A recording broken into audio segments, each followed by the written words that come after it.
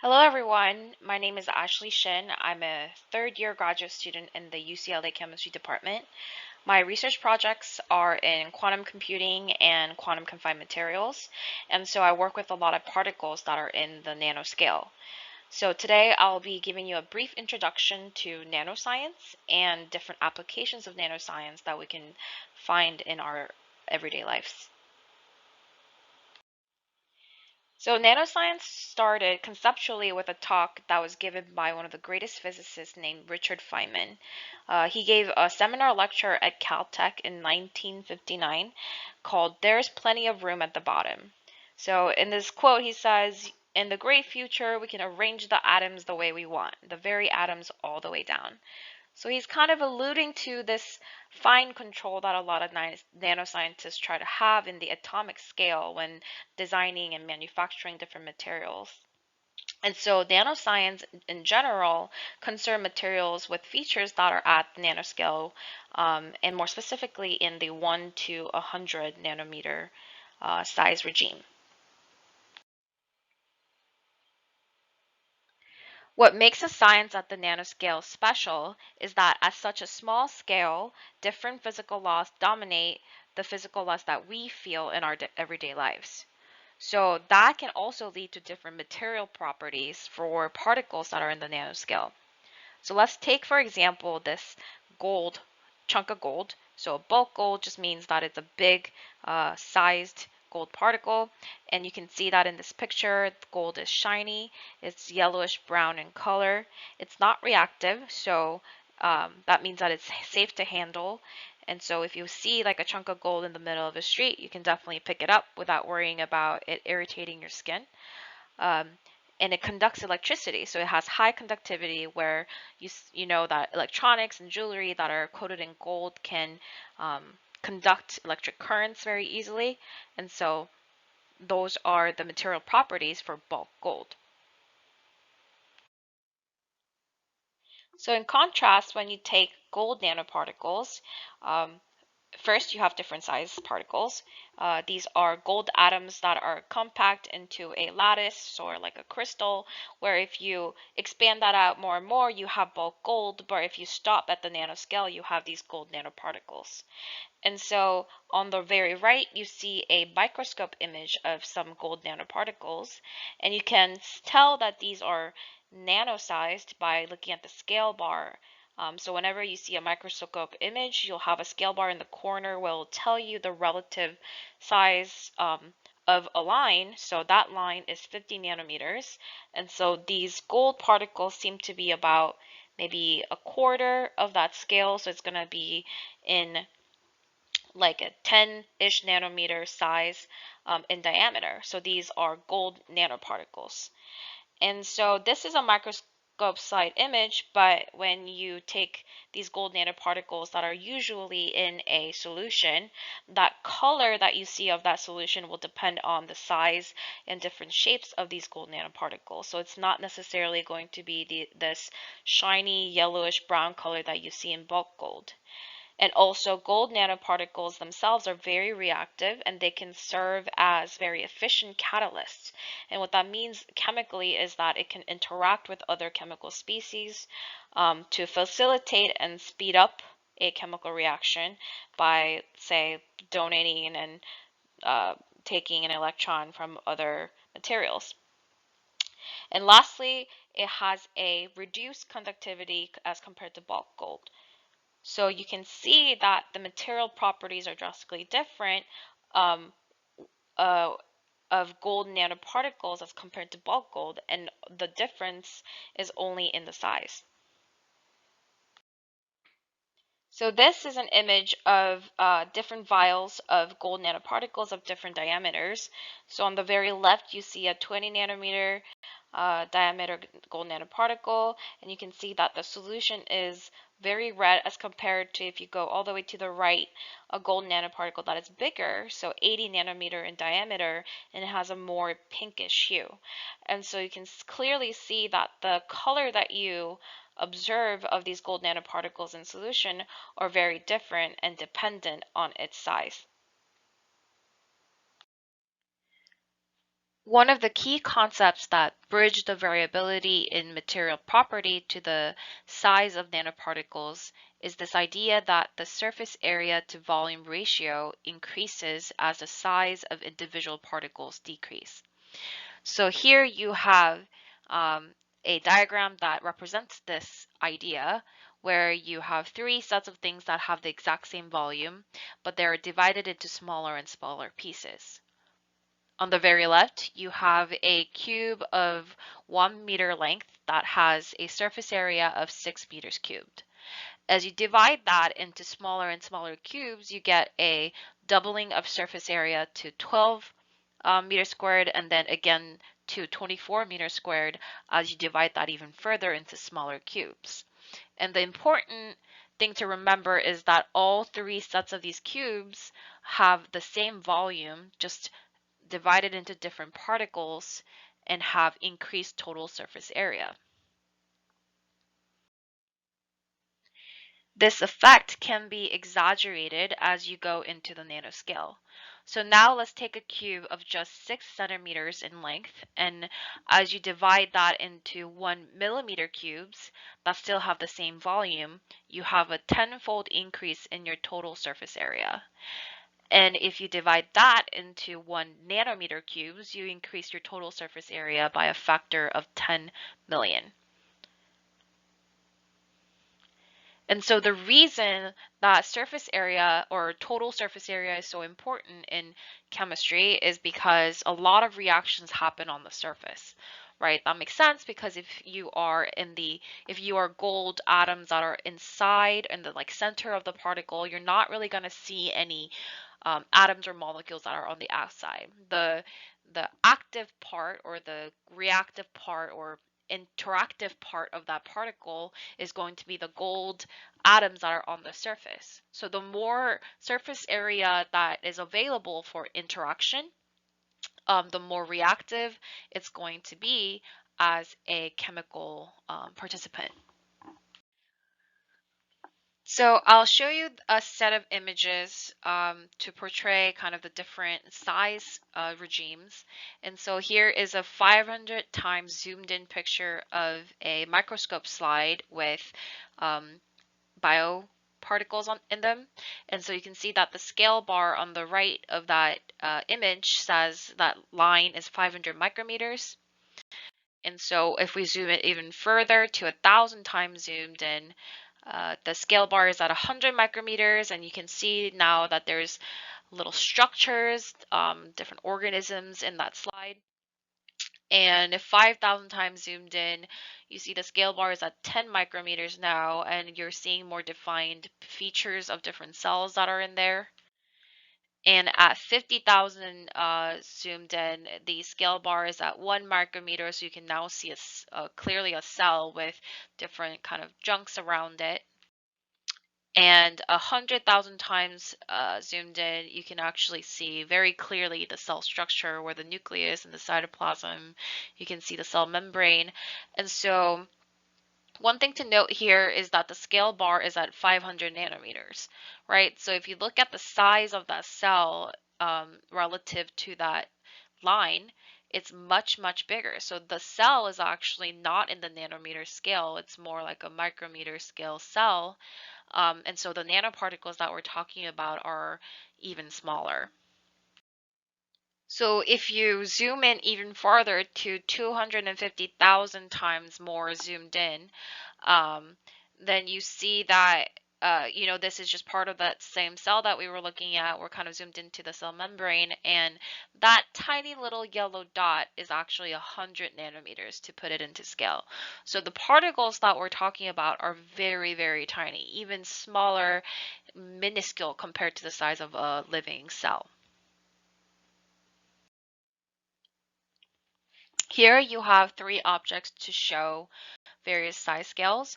And so the very left is a molecular-ish rendering of a virus, which is actually a nanometer scale object. So viruses are very similar in size to nanoparticles that we've been talking about.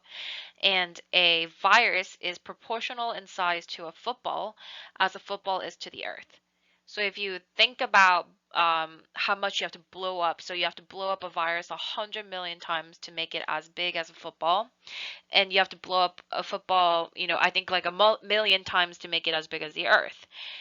And so the nanoparticles that we're talking about, if you imagine a football, are minuscule. It's very, very, very, very small in size. Nanoparticles can be made up of different things. So you see an organic nanoparticle like the virus on the left, and then you can also have, and this is more what I'm used to, are inorganic nanoparticles. And so you've seen a gold nanoparticle earlier in this presentation, but here on the diagram you see this cadmium selenide quantum dot, which are what these are called, kind of like a ball-like shaped nanoparticles that have metals in them. So cadmium selenide, so CD means that it's cadmium atoms. So these the pink circles indicate the cadmium atoms, and selenium are the blue atoms. So this is a cadmium selenide nanoparticle that have cadmium atoms and selenide atoms in this regular patterned crystal structure. And what's on top of it, I don't really want to go super into it, but very briefly is a diagram of an exciton where you can see E minus indicates a electron or like an excited electron. You can kind of think about it as like a extra electron on the surface of this nanoparticle, and it's orbiting and interacting with this H plus, which is a hole or more of an absence of an electron. So you can think about that positive area, because there's no electron there, as a positively charged particle. So this electron and hole are orbiting each other to make an exciton. And you can do a bunch of stuff with excitons, and that's what dominates and determines the optical color-based properties and also electronic properties of these metal chalcogenide, which is what selenium is, nanoparticles, um, which is kind of like a fun fact. And so um, you can see that you can make nanoparticles of different atoms, right? I'm a chemist, so I think of the materials that make molecules as like the atoms themselves. And it's actually really interesting because, a lot of people think about chemists as dealing with like solutions and things like that, and these are what these nanoparticles are. But we often talk about these nanoparticles in context of its bulk counterparts, right? A bulk cadmium is actually this kind of silvery metallic thing. You can have a bar of cadmium in your hand, but when you reduce it all the way down to nanoparticles and you have it interact with different atoms like selenium, you can make these tiny nanoparticles that have different material properties, and you can apply those in a way that is very useful for in human technology. So let's think about what goes into designing different technologies in different size scales. So if you're in the macro scale, so things that are bigger than a centimeter, um, you can engineers and scientists can design a building by thinking about physical laws like gravity and how things are going to fall and how they're going to support each other, like strain and things like that. And when you go into microtechnology, you can think about electrical circuits and how electrical engineers can design them. So you can come up with a circuit design and solder different wires onto a circuit and make it work. And here you'll be thinking more about electrodynamics and circuits and things like that. I'm not an engineer, but those are kind of the different physical laws that you'll be dealing with. And when you cross the border from micrometer to nanometer, you're thinking about now nanotechnology. And here, the physical laws that you're thinking about are actually not as traditional, where you're seeing more quantum mechanical effects. And so there is a crucial difference between microtechnology and designing nanotechnology, where there are these If you just stick to kind of electrodynamics, classical electrodynamics, you'll see a lot of errors associated with your design and will have a lot of trouble. And a lot of people have found out that it's because when you go to nanoparticles, you're seeing an enhanced effect of quantum mechanics. And so quantum mechanics is usually more um, related to atomic and molecular sciences. So like atoms and molecules um, behave in a quantum mechanic way where um, you think about like electrons and light as like waves and wave functions, and there's wave particle duality and things like that. And so if you don't really know what quantum mechanics is, that's okay. It's just the main idea is that as you go from macro and micro technology and you go into smaller and smaller scales into nanotechnology, you have an enhanced quantum mechanical effect um, that you have to account for. Um, and quantum mechanics is the dominant physical law that kind of rule over things that are in the atomic and molecular scale. So angstroms here, so the unit shown on the very right is 10 to the negative 10, whereas nanometer is 10 to the negative 9. So you can see that nanotechnology is really bordering the atomic molecular line, and micro macro technology are much, much bigger than that. There are really many types of nanoparticles that people make nowadays, and this is actually just an example of just biomedical applications. And there are a variety of types of nanoparticles used in biomedical applications. There's micelles, liposomes, dendrimers. I actually don't know too much about these nanoparticles, but this was a very good diagram that shows different sizes. So glucose is kind of like a sugar molecule. Those black, red, and like white-ish balls are different atoms of carbons, oxygen, and nitrogens. And a bunch of those kind of, all together with carbons and stuff are protein, and then proteins make up DNA, and then viruses are even bigger than that, and then cells are much bigger than that. And so we've seen different, microscope images of the cell and also a molecular rendering of the viruses. And so this biomedical like scale where a lot of biomolecules exist, you can make nanoparticles that can interact with them and enhance like a medicinal effect of a drug. People do say like nano-sized drugs have faster delivery because they're so small. They like are more effective interacting with our body and the mechanisms that our body works in. And so there really is a lot of different types of nanoparticles just in the biomedical field. And so you can imagine expanding that all the way to all the different types of fields like electronics, materials, materials development, and things like that. There really is a wide array of nanoparticles that are being applied into our everyday lives. So I'm not going to pretend to be a biomedical scientist or an engineer, but the main takeaway from this slide is that there's a lot of different nanoparticles. So you can imagine nanoparticles of different atoms, combinations of atoms, different sizes, different shapes, all with different material properties that depend on those sizes, shapes, and materials. And so there's really a big research and money and a lot of development that goes into the application of nanoscience. So another factor that determines the material properties of the nanoparticles are different structures. And I'm going to make an example of carbon. So carbon is the main um, juice here that makes up all the nanoparticles. So a different pattern or structure of carbon atoms make up these different materials. So a diamond has this particular crystal structure on the upper left where the carbons are indicated in all of these diagrams as these the dark black balls, and the different lines between them are the chemical bonds between the carbons that are holding them together. So a diamond looks different from a material that's called fullerene, which are kind of these carbons that are bind in this hexagonal and pentagonal feature into a ball.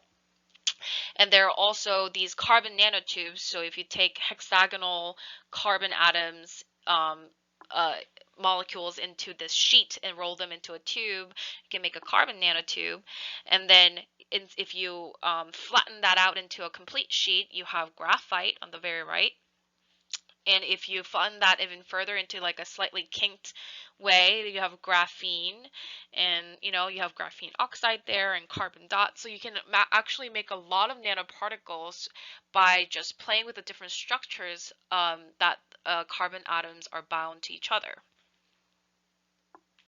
So let's take carbon nanotube as an example. So this is a materials application where you can make super hydrophobic carbon nanotube forests. So here in figure A, you can see these carbon nanotubes that are kind of sticking up. So each of those strands that you see are different carbons. So I put the carbon molecular structure of the carbon nanotube on the right. So those are what makes up those little strands in figure A. So you can see here that the scale bar is 1 micrometer, and that diameter looks, I would say, maybe like a tenth of a micrometer. So these are truly nano-sized carbon tubes.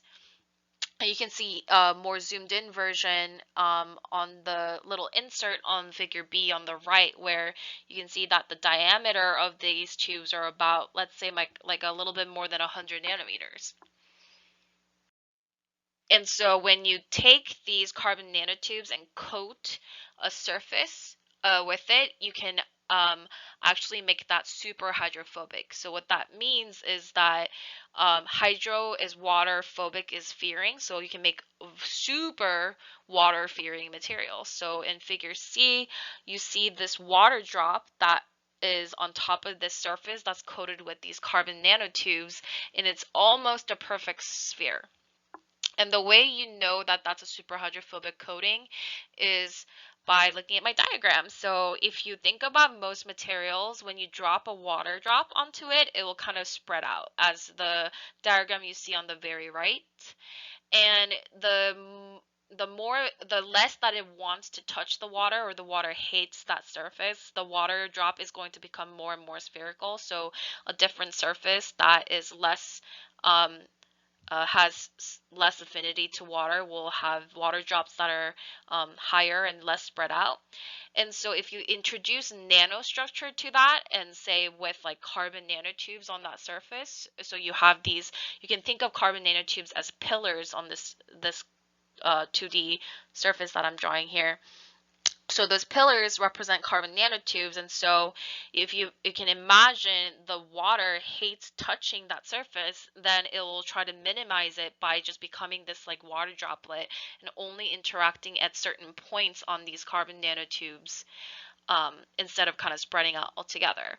And so this is a demonstration of how a nanomaterial can introduce nanostructure to a a big surface, and then that can make this water-fearing, super hydrophobic surface. And that can be used and are used in commercial products. So these are some examples. On the very left, if you coat shows you a coating of hydrophobic materials on a glass.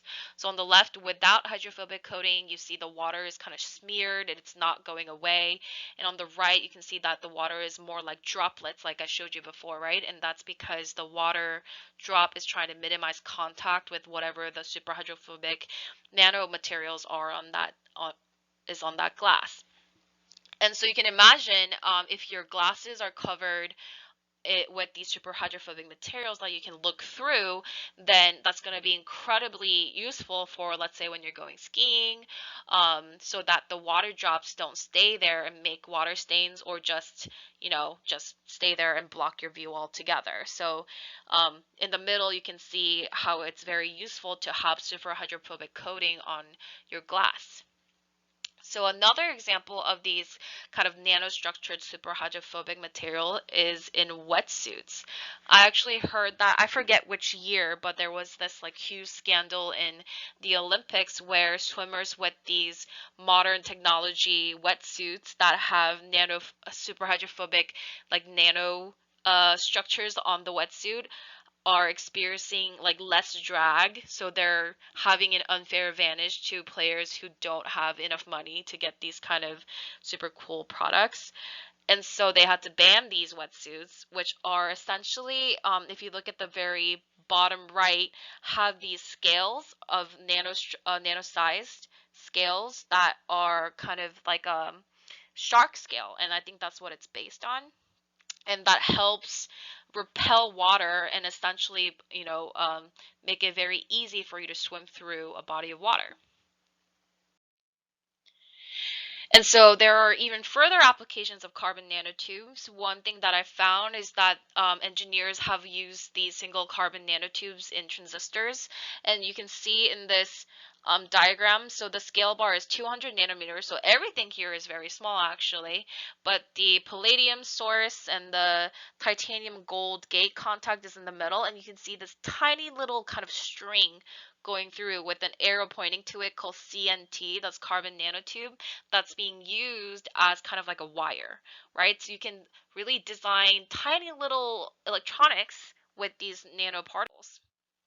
And there are a ton of applications of just carbon nanotubes in electronics. They are using carbon nanotube powders in battery. They're using carbon nanotube forest in supercapacitors. So I described the carbon nanotube superhydrophobic um, coating as a as a carbon nanotube forest, and that's what um, apparently that material also has a different application as a supercapacitor. A carbon nanotube film is used in solar cells, and a mesh of carbon nanotubes are used in water filters. So even just with carbon nanotube as an example of a nanoparticle, there is really like a lot of applications that people are looking into. All right, so this is my last slide, and I would like to emphasize 4 takeaways from this presentation. One is that a key feature in determining the difference in material properties of things that are in the nanoscale is this increased surface area to volume ratio. Number 2 is that there are in fact different material properties of the same composition of just things that are in the nanoscale. So I make an example of a gold, bulk gold has different properties from a nanoparticles of 20 to 80 nanometers of gold, right? And there are different colors, and that's a clear difference in physical property. Number 3 is that there is a variety of nanoparticles. There is a variety just in the biomedicinal nanoparticle types, and there's also metal-based ones and things like that.